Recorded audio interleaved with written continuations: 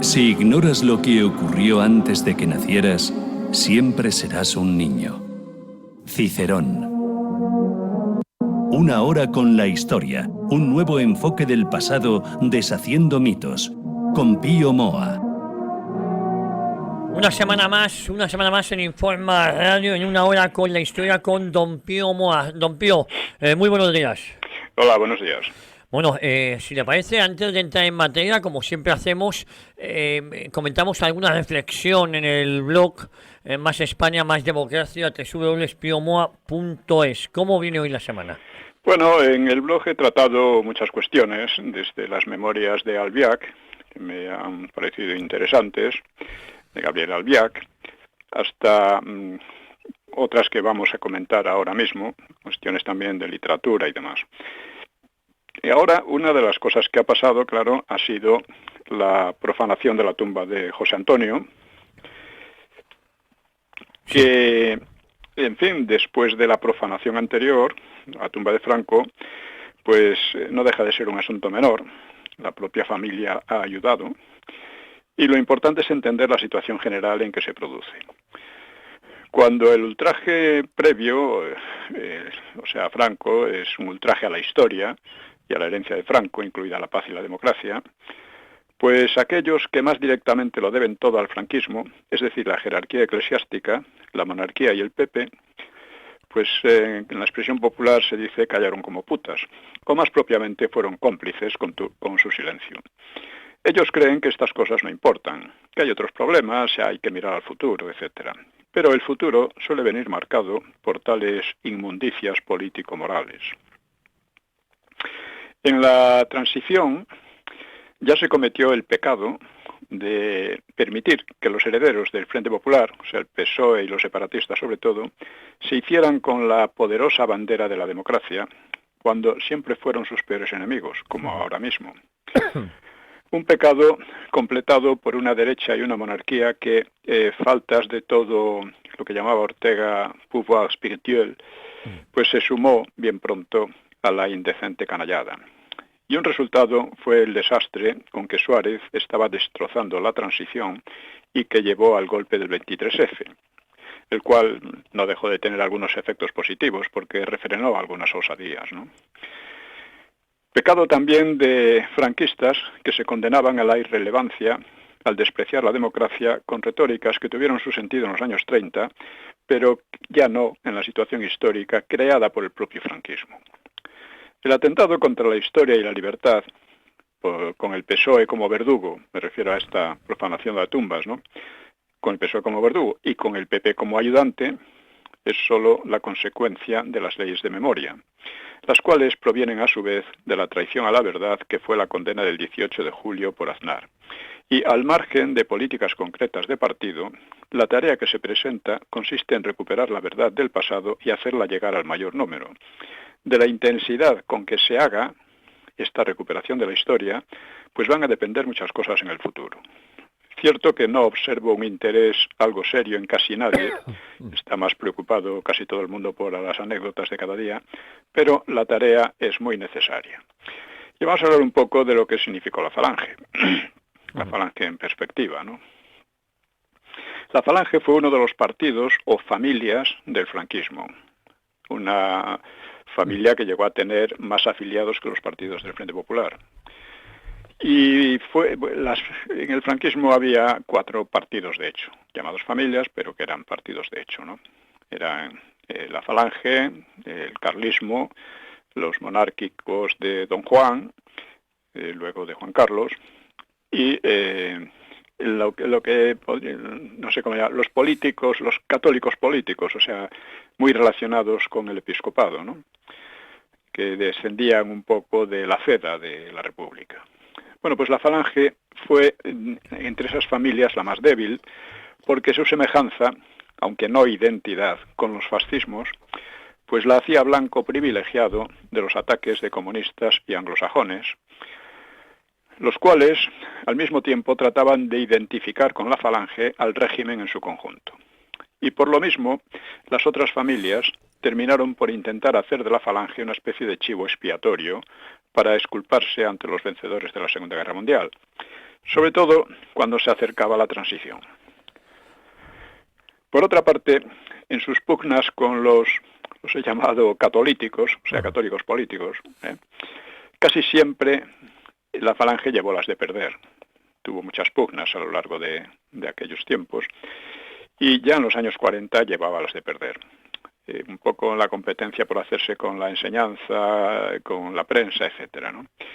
Y este retroceso fue más decisivo después del Vaticano II y con Carrero. Carrero era muy poco amistoso hacia la Falange. Bueno, pues debido a estas circunstancias, la Falange ha sido especialmente calumniada.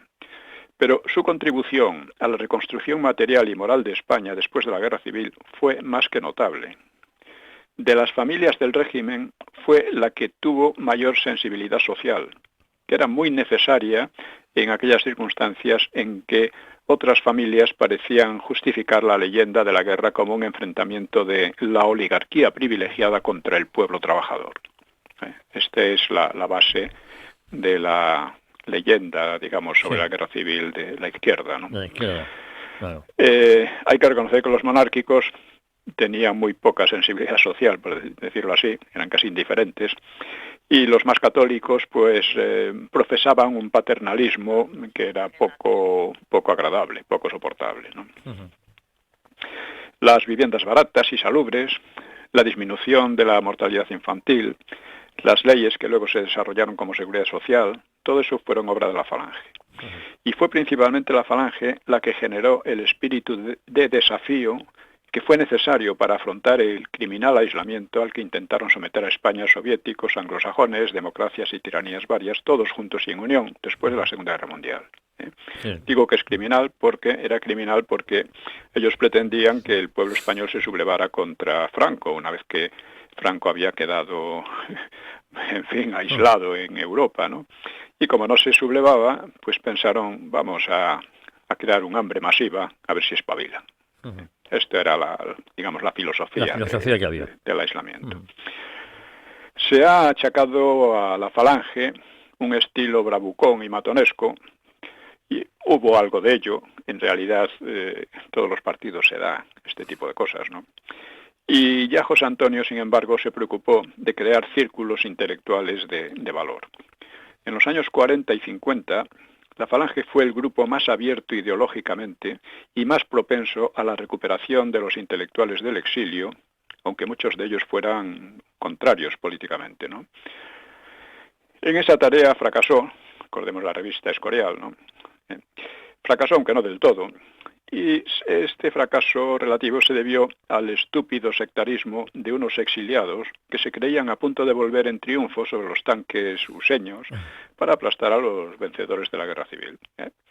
Y también parte del fracaso pues se debió a la dura oposición de los catolíticos.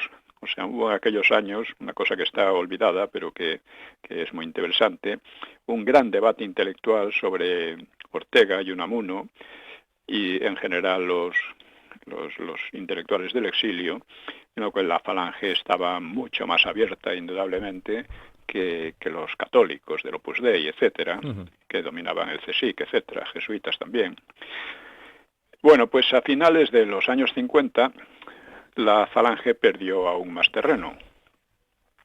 Sus soluciones económicas, que habían funcionado bastante bien en la época anterior, fueron sustituidas por las de los llamados tecnócratas, varios de ellos ligados al Opus Dei. Esta nueva política económica tuvo un éxito sin precedentes. Claro que lo tuvo sobre el sustrato que previamente se había creado en los años anteriores, el INI, por ejemplo, etcétera. Y eso generó un ambiente social nuevo en el que se iban anquilosando las políticas y las retóricas que tanto habían ayudado en los años anteriores, en los años 40 y 50. Así que en un régimen que además fue vaciado de sustancia ideológica por el Vaticano II, aunque era muy exitoso económicamente, pues en ese régimen la Falange perdió todas las batallas internas y sus consignas, análisis y retórica sonaban cada vez más anticuadas. La sociedad había superado los difíciles decenios de los 40 y 50, gracias en gran medida a la Falange, pero ésta había perdido su fuerza intelectual y política ante las nuevas circunstancias. Fue incapaz incluso de reivindicar su historia, porque su historia se la han hecho sus enemigos, los cuales han redondeado la faena con la profanación de la tumba de su fundador en el Valle de los Caídos, sin que los restos del partido, o partidos porque ya hay varias falanges, pues hayan podido replicar adecuadamente. Así que la historia debe ser conocida como antídoto contra la barbarie de la estupidez y la canallería, que decía Marañón, y que hoy nuevamente imperan en el país. O sea, Marañón definió a los republicanos como una mezcla de estupidez y canallería. Y es verdad que eso es lo que está ocurriendo ahora. Y que el antídoto es recuperar la memoria. O sea, la Falange tuvo su mérito, tuvo su gran mérito. Algunos creen que puede llegar a tenerlo de nuevo. Bueno, eso es una cuestión que el tiempo dirá. Pero en todo caso hay que conocer el pasado para poder afrontar el presente y el futuro. Dentro de esto hay un tema interesante, que es el de la reconciliación nacional, que según muchos, incluido Vox, y ahí falla gravemente, la reconciliación se dio en la transición. No es verdad, la transición se hizo porque el país estaba reconciliado. Y dice Anthony Beevor, que es autor de una pésima historia de la Guerra Civil. Le he dedicado algún artículo en Galería de Charlatanes, parte de otros artículos más que publiqué hace años en Libertad Digital, cuando salió su libro sobre la Guerra Civil, ¿no? Pues dice este personaje que el franquismo venció al maquis mediante batidas y contrapartidas que, cito, se dice, saqueaban e incendiaban poblaciones, cometiendo robos, violaciones y hasta muertes, los cuales achacaban a los verdaderos huidos, a los verdaderos maquis, para que la gente los rechazara. Bueno, continúa. Alonso Vega practicó una política casi de tierra quemada en las zonas de maquis, incendiando pueblos enteros, aplicando indiscriminadamente la ley de fugas, torturando con brutalidad, pagando espléndidamente las delaciones y llevando a cabo matanzas ejemplares terribles. Dice, los guerrilleros pudieron llegar a ser 8.000 y fracasaron porque ellos y sus colaboradores fueron diezmados sin piedad, pero también porque les faltó el apoyo de una población que había sufrido demasiado y estaba siendo reprimida política, económica y socialmente.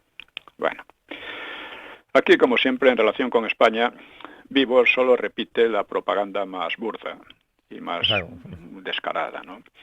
La historia del maquis está bien documentada, pero a él le da igual que las cifras de acciones, de crímenes que cometieron, de represalias, de muertos y demás. Ni tierra quemada, ni incendio de pueblos enteros, violaciones, etc. Desde luego, el maquis pretendía resucitar la guerra civil como paso al comunismo y fue combatido sin miramientos. Esto es verdad, claro, pero era imprescindible en una situación internacional de acoso contra España, ¿no? Del aislamiento que pretendía sembrar un hambre, en fin, generalizada, ¿no? Aquí había también el peligro de una guerrilla comunista, una guerrilla como la que los ingleses no fueron capaces de dominar en Grecia, a pesar de utilizar los métodos más drásticos. Y afortunadamente para España, y también para Europa y para la propia Inglaterra, el maquis fue derrotado. ¿Y por qué fue derrotado? Pues la represión, incluso como la pinta Beevor, pues no habría sido eficaz si el maquis hubiera logrado arraigar entre la gente. Pero no arraigó. Y no arraigó porque la gente no quería nada de aquello. La gente de derecha, que era al menos la mitad de la población por entonces, no lo quería porque se identificaba con el franquismo. Y la de izquierda, porque había conocido el hambre y las brutalidades del Frente Popular, los asesinatos entre ellos mismos, etc. Y lo último que quería era volver a aquello. Porque la época de mayor hambre en la España del siglo XX fue 1938 y principio del 39 en la zona del Frente Popular, que era casi la mitad de España. Y todos ellos, derecha e izquierda, porque el franquismo había salvado a España de las delicias de la guerra mundial. Delicias, entre comillas, claro. Entre esas delicias, los bestiales bombardeos sobre la población civil en que se habían distinguido los anglosajones. Y en eso consistió la reconciliación popular, bajo el prestigio del franquismo y sin necesidad de ningún abrazo. No hubo ningún abrazo. Esto que oímos a Vox es una cosa que, en fin, es secundaria, pero no deja de ser un poco desagradable. Que parece que nuestros abuelos les dio por matarse y luego en la transición nos dio a la gente por abrazarse. No, no hubo nada de eso. Y dice también Víbor: no hay forma de defender la política económica de Franco, un sistema chapucero de control estatal que algunos comentaristas han comparado acertadamente con los estados satélites soviéticos de los años de la Guerra Fría. Solo tal vez la Rumania de Ceausescu igualó el nivel de corrupción y despilfarro de la España de Franco. La liberalización parcial de los años 60 tuvo mucho más que ver con la influencia exterior que con el propósito del régimen. Bueno, vamos a ver. Todo es relativo. Inglaterra salió quebrada de la Segunda Guerra Mundial, pero le fueron condonadas las deudas por USA y recibió la mayor tajada del Plan Marshall, pese a lo cual fue la derrotada Alemania, con mucha menos ayuda, la que mejor aprovechó dicho Plan Marshall. No se puede decir quizá que la economía inglesa fuera chapucera, pero desde luego no fue para dar muchas lecciones a nadie. Por comparación, España tuvo que bregar con el enorme desastre económico dejado por el Frente Popular en la mitad del país. Tuvo que reconstruirse primero, durante la guerra, frente a boicots y chantajes exteriores, especialmente ingleses, y luego sin ningún plan Marshall y en medio de la hostilidad delictiva de medio mundo. Tuvo que reconstruirse y se reconstruyó con tales adversidades que probablemente habrían hundido a cualquier otro país. Y España desafió y venció al aislamiento, consiguió cifras económicas muy superiores a las de la República, por lo tanto no está nada mal para ser chapucera. Y comparar su economía con la de los satélites soviéticos indica en Víbor una falta de información que es muy culpable en un presunto historiador. Aquí no hubo absorción de la economía por el Estado, ni impuestos asfixiantes, sino una economía interna esencialmente liberal, como decía Julián Marías, y con un peso del Estado, es decir, de los impuestos, casualmente bastante menor que en Inglaterra. En cuanto a la corrupción que asegura Víbor que había en España, existe también la corrupción intelectual, y Víbor podía hacérsela revisar. En fin. Así es. Otro tema que me parece de gran importancia es el el europeísmo baldío, sí, que ya se implantó en España durante el franquismo, ¿no? O sea, el modo como creció el europeísmo español, en el franquismo en especial desde principios de los años 60, pues es paradójico, porque la Europa occidental, que era presentada como modélica, era realmente un protectorado de USA, estaba bajo su tutela, mientras que la Europa oriental estaba bajo una dominación soviética mucho más directa.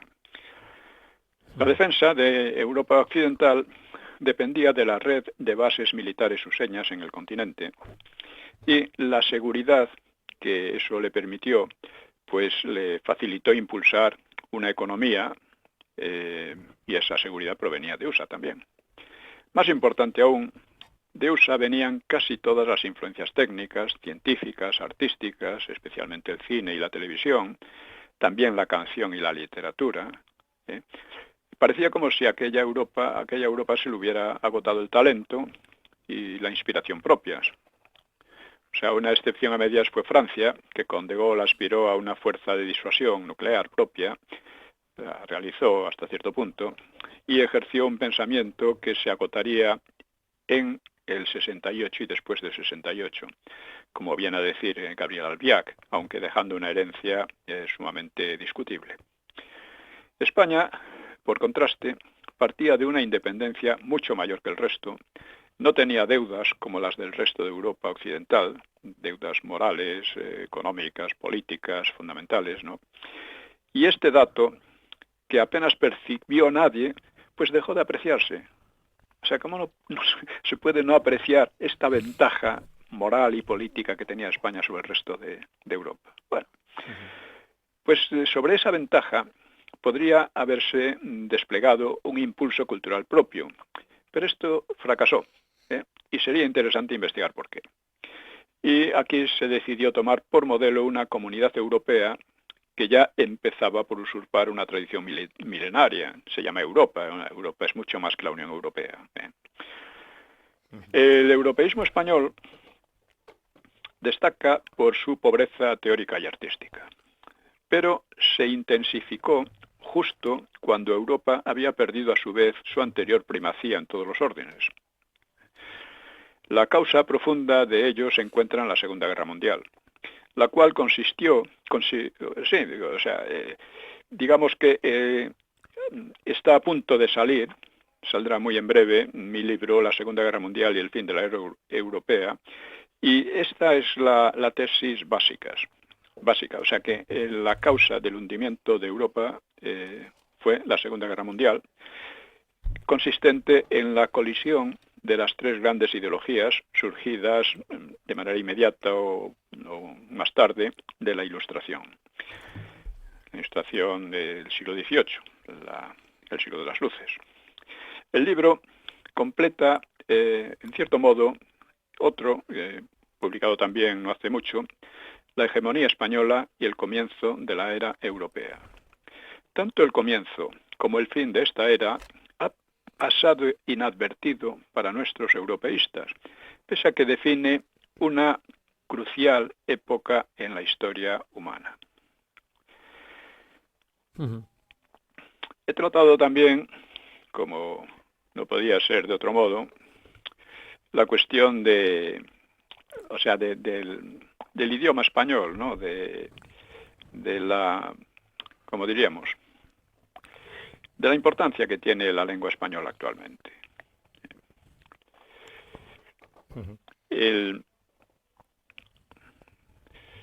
Se trata de una, o sea que ¿cómo se dice? La Cervantes, la Academia Cervantes, sí, el Instituto Cervantes de Nueva York, sí, pues ha realizado pues algunos actos culturales y discusiones sobre el futuro del español y, bueno, ha concluido lo que era sabido sobre el español en USA, o sea que no es una lengua de prestigio. Dice, entre el Spanglish y como lengua de sirvientas.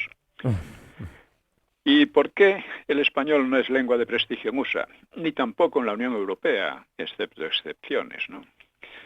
Pues por la sencilla razón de que en español se elabora muy poca ciencia y muy poca técnica, y además la que se elabora tiende a hacerse cada vez más en inglés. Porque tampoco se elabora apenas pensamiento económico, político o filosófico. Y la literatura actual es cada vez más banal, y su música y su canción tiende demasiado a menudo a chabacana. El problema principal no es el Spanglish, aunque es importante, claro, es el desplazamiento progresivo del español como lengua de cultura en la propia España. Y es la colonización por el inglés como lengua superior, una colonización que empieza ya desde la primera infancia. Ustedes no tienen más que fijarse en las palabras que suele haber en los babis de los niños pequeños, en las carpetas, etcétera, etcétera, ¿no? Casi siempre en inglés. Así que el número de hablantes del español es una baza muy importante, pero por sí solo no produce un gran prestigio ni una cultura destacable. Y he puesto un ejemplo, y es el ruso. El ruso es hablado por mucha menos gente, un tercio quizá del habla de los españoles, y Rusia es más pobre en conjunto que España. Sin embargo, tienen una ciencia y técnica propias y mucho más desarrolladas que en España. Tienen su propio Internet, Google, redes, etcétera, todo en su propio idioma, y sin apenas invasión del inglés en el espacio público, como ocurre aquí. Hace poco se hablaba de la Gran Vía madrileña, en la que el 65% de los establecimientos tienen nombres o explicaciones en inglés. Los rusos son capaces de producir un armamento convencional tan refinado como el de la OTAN. Otra cosa que en España está muy lejos, ¿no? Y mantienen y desarrollan sus propias tradiciones culturales en literatura, música, pensamiento, etcétera, aunque adapten otras occidentales también. Así que esto revela un camino.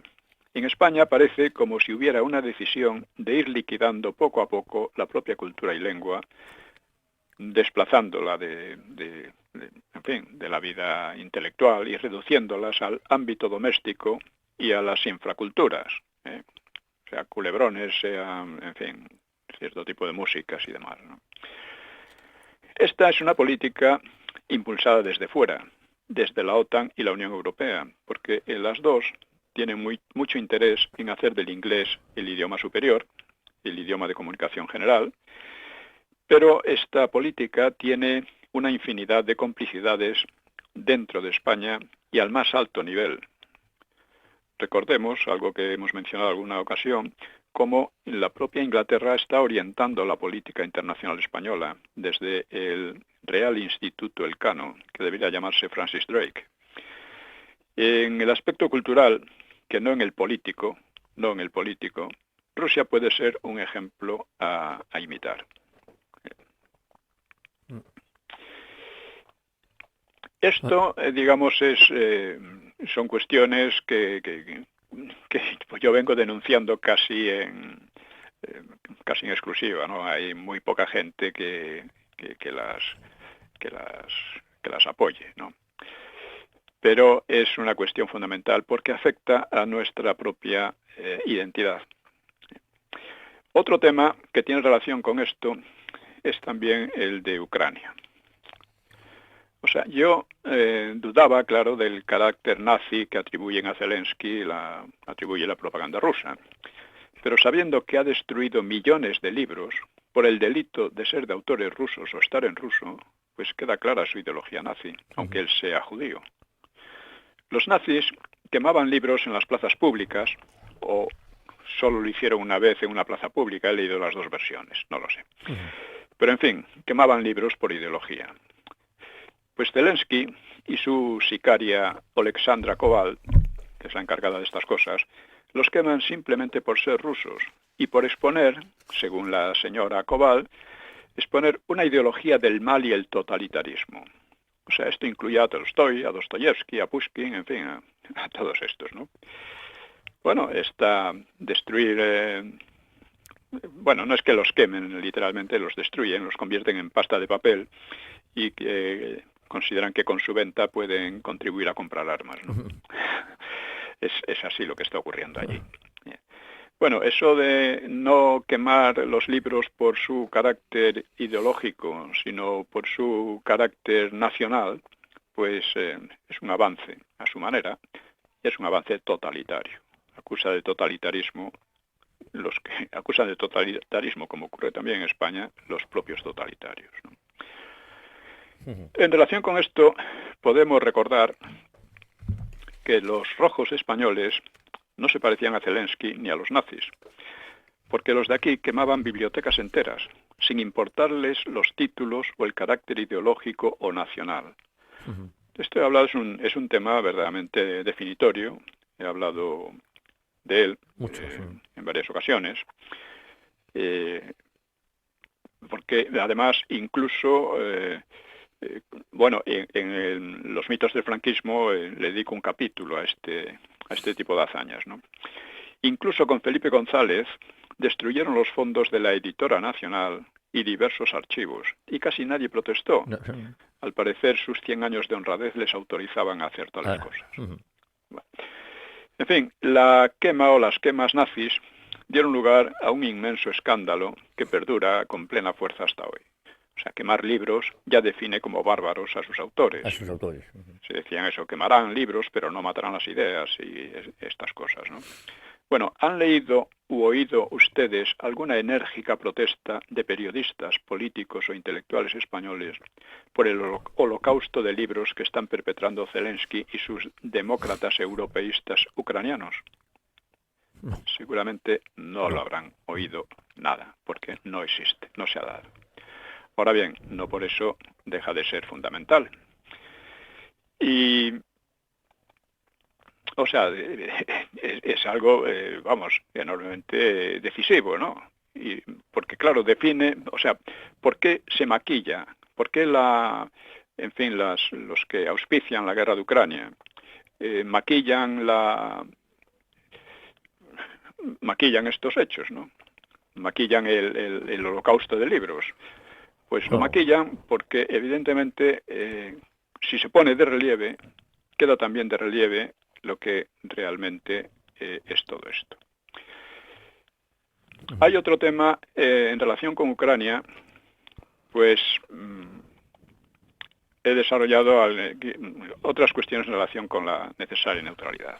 O sea, primero, la guerra de Ucrania, con su amenaza de extenderse por Europa, como indirectamente ya lo está, indirectamente ya media Europa está comprometida en la guerra de Ucrania, mandando todo tipo de armas para prolongarla lo más posible, con la amenaza incluso de convertirse en guerra nuclear, pues resulta de la política de la OTAN de rodear a Rusia de bases militares con el probable plan de fragmentarla y dominarla, claro. Y por estas razones trae a primer plano la política exterior española, o más bien la ausencia de tal política. Segundo, en esta guerra, España no tiene conflictos ni motivos de alianza con Rusia. No tenemos ni por qué aliarnos ni por qué pelearnos. Pero sí tiene conflictos, y muy graves, con las dos potencias dominantes de la OTAN, USA e Inglaterra, que invaden territorio español y apoyan a la tiranía marroquí en sus agresiones, como en el Sáhara, y aspiraciones expansivas inmediatas, como en Ceuta y Melilla. Recordemos que la OTAN no protege Ceuta y Melilla, y es por algo, porque están convencidos de que antes o después habrá que regalárselas a Marruecos, porque las consideran marroquíes. Sí, sí. Tercero, tampoco puede España alinearse con el régimen ucraniano, que promueve un verdadero holocausto cultural y ha provocado una guerra civil contra la población rusófona en su propio país. Menos aún puede hacerlo habida cuenta de que la propaganda ucraniana se basa en pretendidas superioridades como país europeo y democrático sobre Rusia y su cultura definida como asiática y autocrática.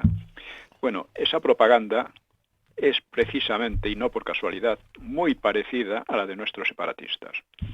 Los catalanes, dicen ellos, son europeos y demócratas, el resto de los españoles, pues medio africanos, desde luego muy poco europeos y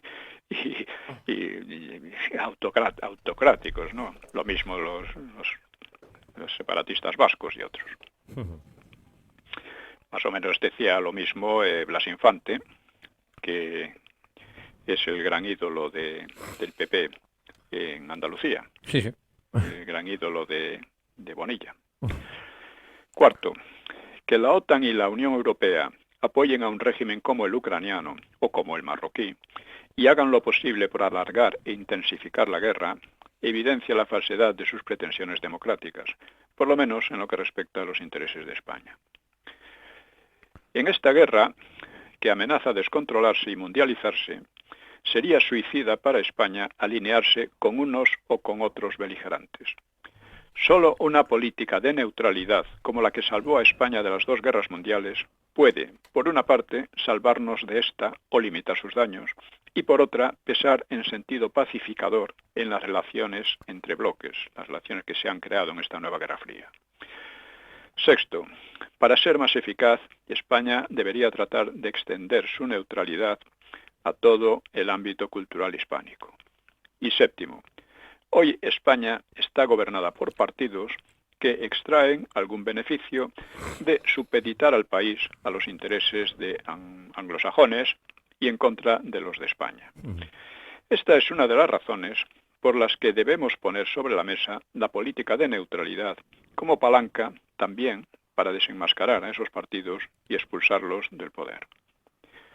Bueno, hemos hablado ya de una serie de cuestiones que tienen un gran interés histórico actual y podemos pasar a continuar con el tema central que llevamos desde hace varias ocasiones, desde varias semanas, la transición. Sí. Esos personajes de la transición.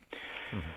Y estamos viendo lo que había pasado con, o sea, el destino de unos y de otros, de Suárez, Suárez, que se había considerado un estadista y había llevado al país casi al desastre, y que terminó ello con la chapucera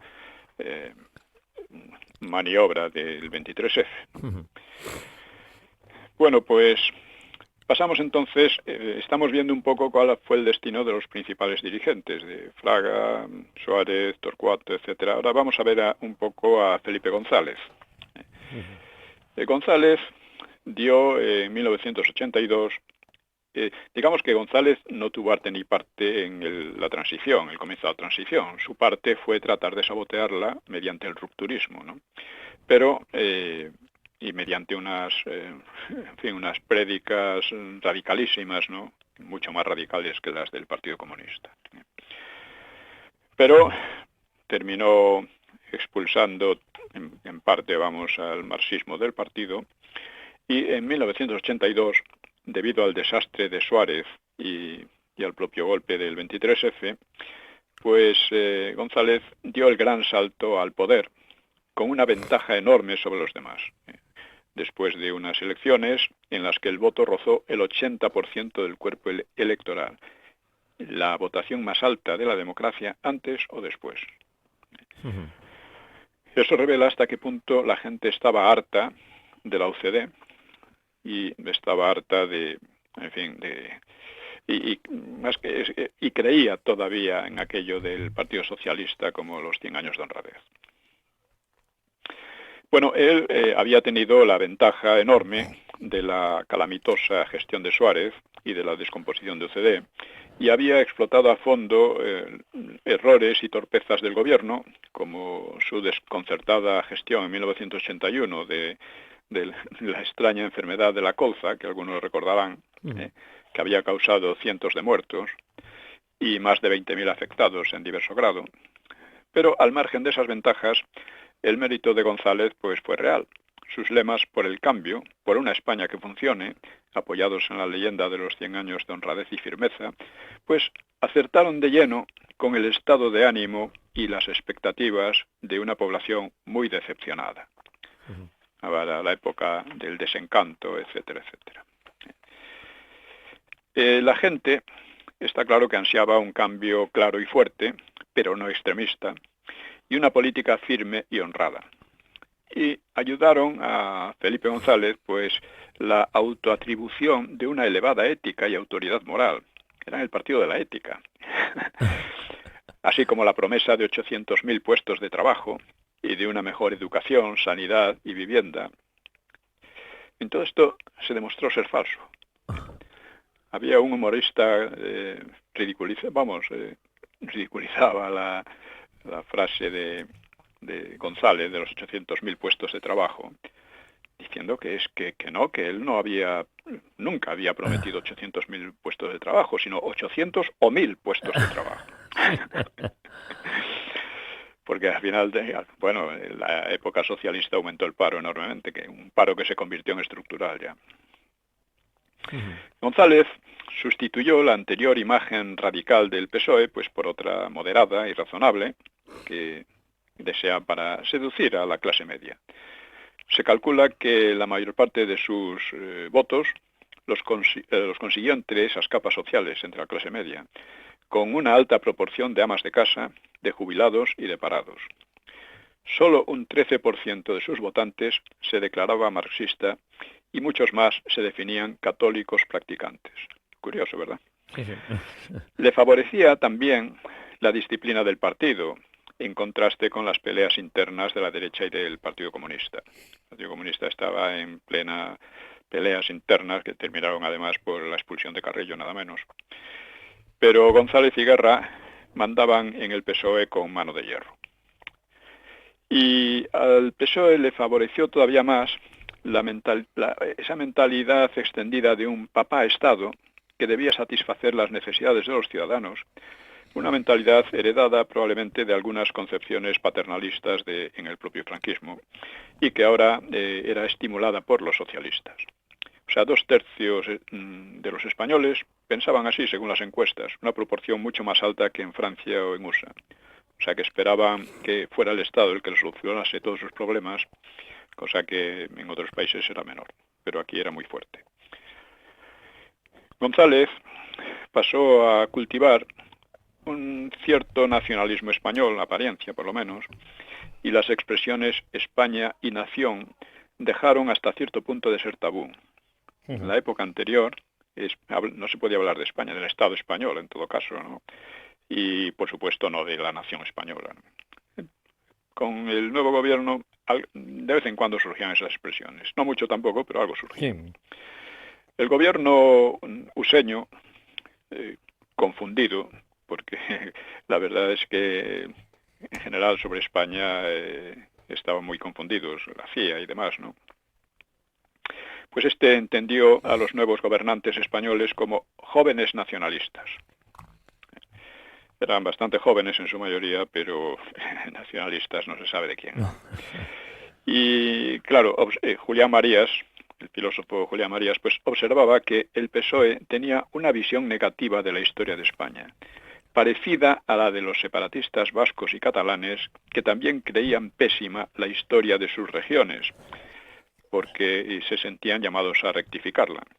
Claro, si los vascos se habían sentido y catalanes se habían sentido tradicionalmente durante siglos españoles y habían estado en España sin crear mayores problemas, pues es que eran idiotas. Claro. Porque según ellos estaban oprimidos, explotados y además no tenían nada que ver con España. Bueno,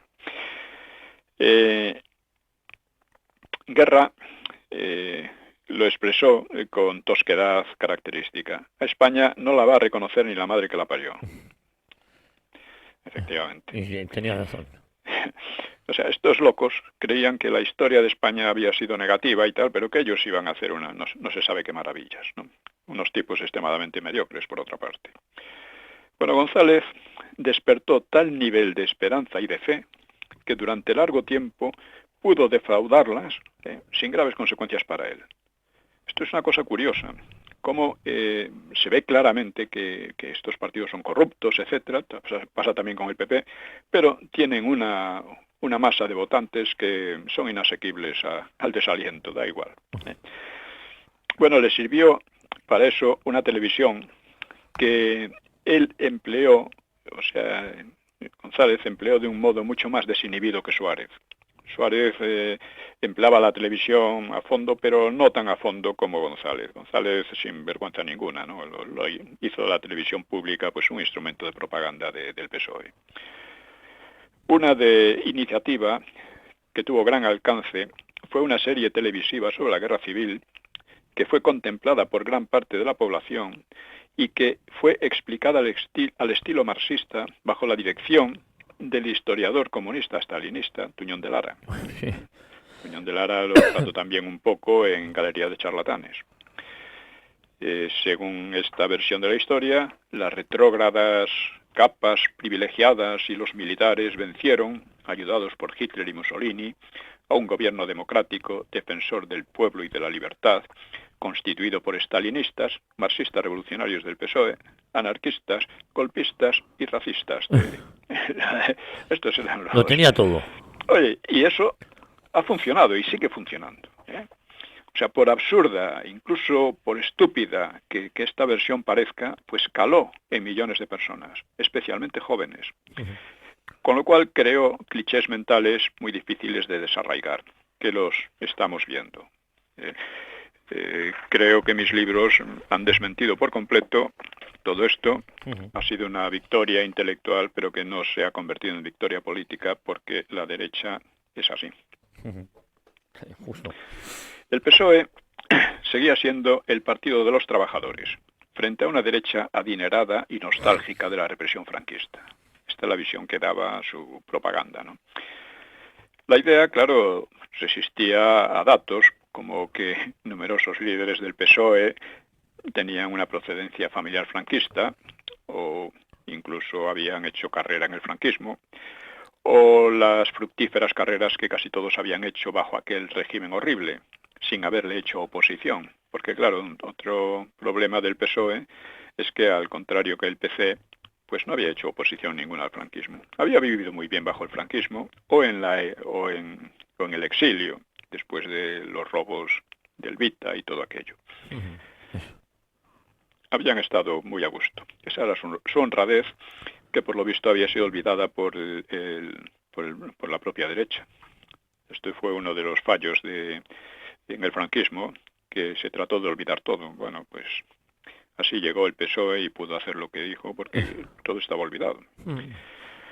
Así que el PSOE pudo abordar las costosísimas reconversiones industrial y financiera, una cosa que la derecha no habría podido hacer porque los propios socialistas lo habrían impedido movilizando a los sindicatos.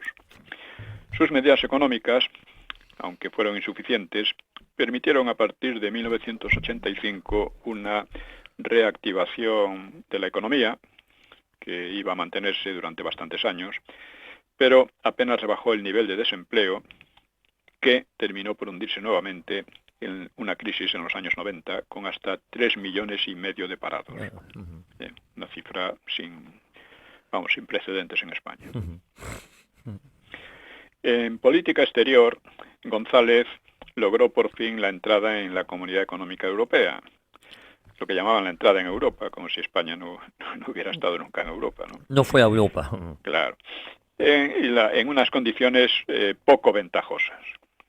Antes había repudiado la entrada de España en la OTAN, que había sido realizada sin consulta por Leopoldo Calvo Sotelo, pero luego cambió de postura y en 1986 convocó un referéndum para decidir al respecto de la OTAN.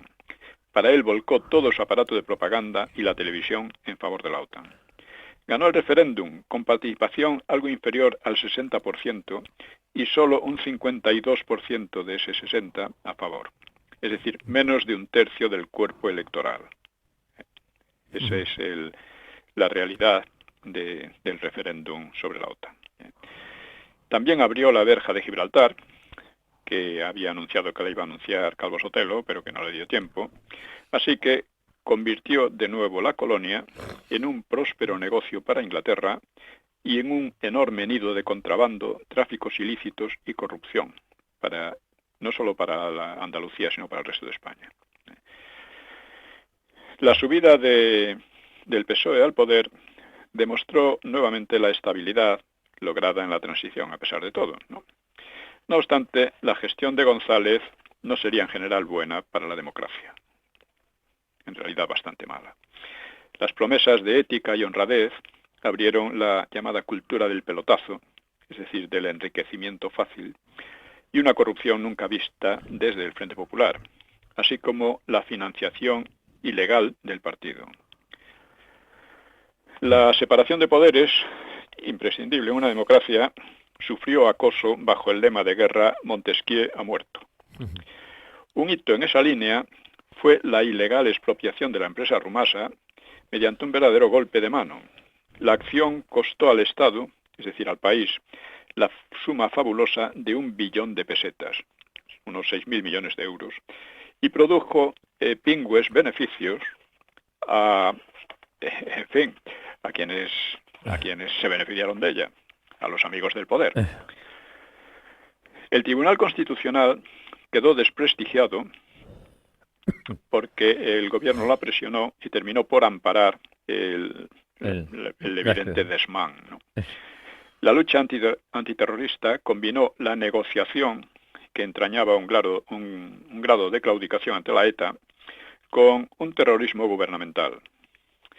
La manipulación televisiva llegó a extremos nunca alcanzados antes. Bueno, actualmente eso ha continuado hasta hoy, ¿no? El Estado experimentó una rápida expansión a costa de la sociedad y los fondos públicos fueron utilizados para crear clientelas electorales, sobre todo en Andalucía. Allí el régimen socialista ha aguantado hasta hace muy poco y ha sido eliminado parcialmente gracias a Vox, que actualmente se está reconstruyendo de otra manera por el PP. Estos y otros datos son bien conocidos y están en la memoria de todo el mundo. Bueno, ya no están en la memoria de todo el mundo. La gran mayoría de la gente, sobre todo los jóvenes, apenas tienen idea de nada de esto.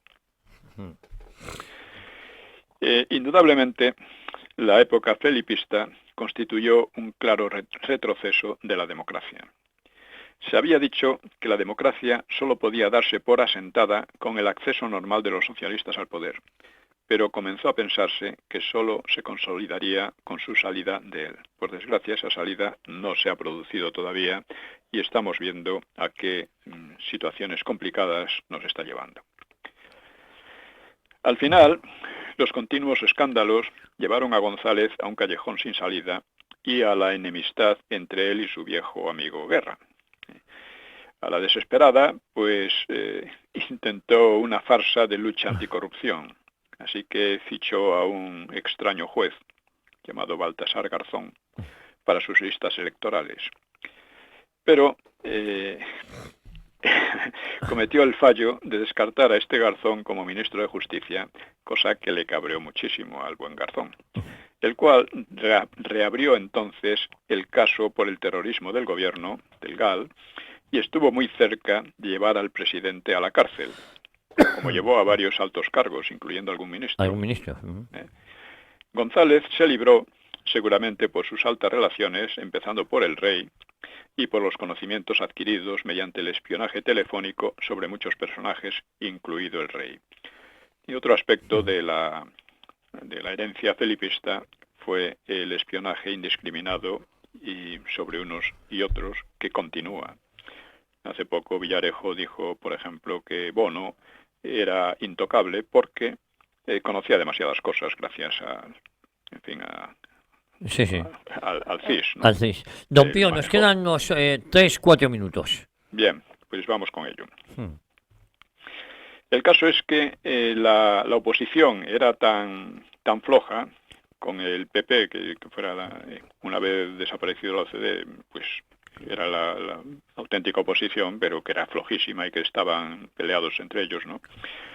Pues en 1996, después de 14 años en el poder, González perdió las elecciones frente a José María Aznar, pero perdió por escaso margen, y eso prueba la fuerza con que se habían introducido en la población los estereotipos ideológicos que hemos mencionado. O sea, la derecha como representante de los vencedores en la guerra civil, que habían sido los malos, enormemente malos, ¿no? La historia de la ascensión casi maravillosa de González, desde su tertulia sevillana, esta era su oposición al franquismo, y su final caída en condiciones más bien sórdidas, pues la verdad es que darían para un verdadero folletín, pero parece que no hay demasiado talento hoy día en el país, porque realmente darían para mucho, ¿no? Literariamente, ¿no? Luego se alejó del poder y se convirtió en un millonario de amplios contactos internacionales. Otra cosa muy típica. Todo esto, ¿por qué no da lugar a una serie de televisión? Pues no me lo explico. La política de Felipe González incide en el dato fundamental de que el PSOE nunca fue un partido democrático. Se alzó con la bandera de democracia con toda la naturalidad del mundo, cuando había sido el mayor enemigo de la democracia en la República y antes, ¿no? Y sus cambios durante la transición, si bien en general podrían considerarse positivos, no fueron dictados por el análisis de su pasado o por la convicción, sino por razones de oportunidad.